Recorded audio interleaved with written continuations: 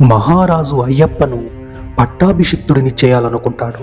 కానీ తన తండ్రి ఇచ్చిన రాజ్యాన్ని వదిలిన మణికంఠుడు తనకు ఒక ఆలయం నిర్మించి ఇవ్వమని కోరాడు.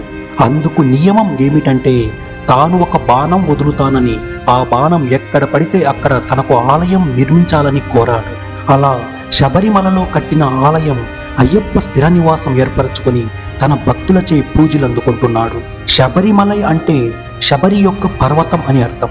అంతటా అయ్యప్ప ఈ పర్వతముపై కల అయ్యప్ప స్వామి దేవాలయం భారతదేశ ప్రసిద్ధి చెందిన అధిక జనసమ్మతం కలిగిన దేవాలయాలలో ఒకటి.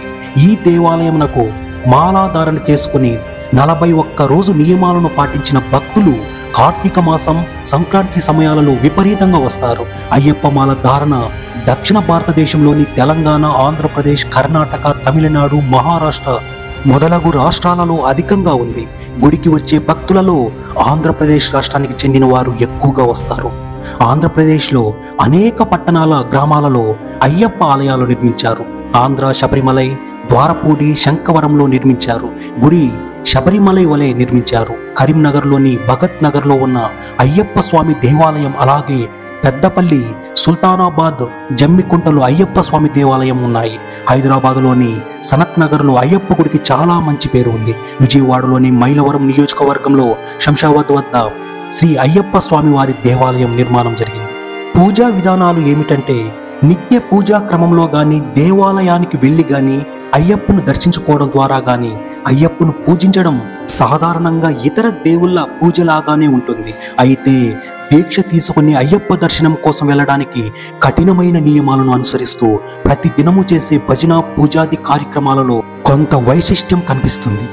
దీక్ష, మాల నియమాలు ఎలా ఉంటాయంటే భక్తులు కార్తీక మాసం నుండి దాదాపు మార్గశిర, పుష్యమాసాల వరకు దృఢమైన నియమాలను ఆచరిస్తూ ఉంటారు.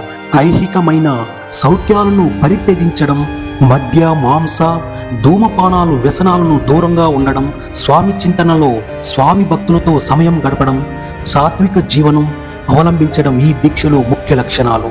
వీరి దినచర్య తెల్లవారుజామున లేచి చన్నీటి స్నానం చేయడంతో మొదలవుతుంది. నల్లని వస్త్రాలు, తులసీమాల, నుదుటిన విభూతిపై గంధం బొట్టు ధరిస్తారు. దినంలో అధిక భాగం పూజా, భజనాది కార్యక్రమాలలో గడుపుతారు. కఠిన నేల మీద పడుకుంటారు. అందరినీ స్వామి అని సంబోధిస్తారు. దుర్భాషణాలకు దూరంగా ఉంటారు. ఇలా ఒక మండలం అంటే 41 రోజుల పాటు నియమాలతో గడుపుతారు.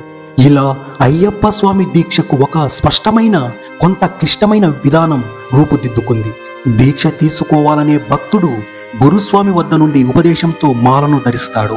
మాలాధారణ అనంతరం తన మనసును, శరీరాన్ని భగవంతునికి అంకితం చేయాలి. అందరినీ భగవంతుని రూపాలుగా భావించాలి. అయ్యప్ప శరణు ఘోషను విడువాడకూడదు. నిత్యం భజన కార్యక్రమంలో పాల్గొనాలి. అయ్యప్ప పూజ చివరిలో హరివరాసనం లేదా శ్రీ హరిహరాత్మక జాష్టకం గానం చేయడం ఒక సంప్రదాయం. శబరిమల ఆలయంలో రాత్రిపూట మందిరం మూసే ముందు ఈ స్తోత్రాన్ని పాడుతారు. ఇదే విధానాన్ని ఇతర ఆలయాలలోనూ, ఉత్సవాలలోనూ, పూజలలోనూ పాటిస్తున్నారు. ఈ స్తోత్రాన్ని కుంభకుడి కులతూర్ అయ్యర్ రచించాడు. 1955లో స్వామి విమోచనానంద ఈ స్తోత్రాన్ని శబరిమలలో పఠించాడు. 1940, 50 దశకాలలో ఇది నిర్మానుషమైన కాలంలో విఆర్ గోపాల మీనన్ అనే భక్తుడు సన్నిధానం సమీపంలో నివసిస్తూ ఉండేవాడు. మందిరంలో హరివరాసనాన్ని స్తోత్రం చేస్తూ ఉండేవాడు. ఆ అరణ్య ప్రాంతంలో వన్యమృగాలకు భయపడేవాడు కాదు. అప్పట్లో ఈశ్వరన్ నంబ్రూది అనే అర్చకుడు ఉండేవాడు. తరువాత గోపాల మీనన్ శబరిమల నుండి వెళ్ళిపోయాడు. అతను మరణించాడని తెలిసినప్పుడు ఎంతగానో చింతించిన ఈశ్వరన్ నంబ్రూది ఆ రోజు ఆలయం మూసే సమయంలో హరివరాసనం స్తోత్రం చదివాడు. అప్పటి నుండి ఈ సాంప్రదాయం కొనసాగుతున్నది. హరివరాసనం చదువుతున్నప్పుడు గర్భగుడిలో ఒక్కొక్క దీపం కొండెక్కిస్తారు. చివరికి ఒక్క రాత్రి దీపం మాత్రమే ఉంచుతారు. ఈ శ్లోకం నిద్రపోయే ముందు అయ్యప్పకు జోల వంటిది. శ్లోకమైన తరువాత నమస్కారం చేయవద్దని, స్వామి శరణు అని చెప్పుకోవద్దని చెబుతారు.